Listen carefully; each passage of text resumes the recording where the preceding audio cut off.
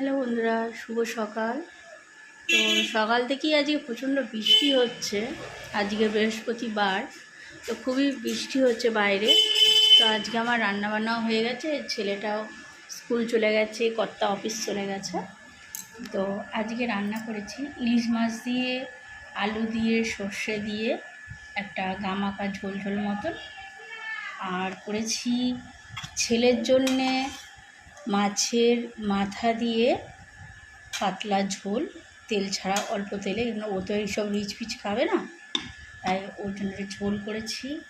আর যে মাছের মাথা ছিল, ইলিশ মাছের মাথাটা ছিল, ইলিশ মাছের মাথাটা দিয়ে একটু চচ্চড়ি করেছি।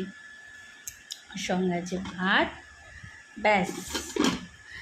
আর খাবার পর একটু আধটু ফল না খেলেও হয় না, তাই খাওয়ার পর কলা।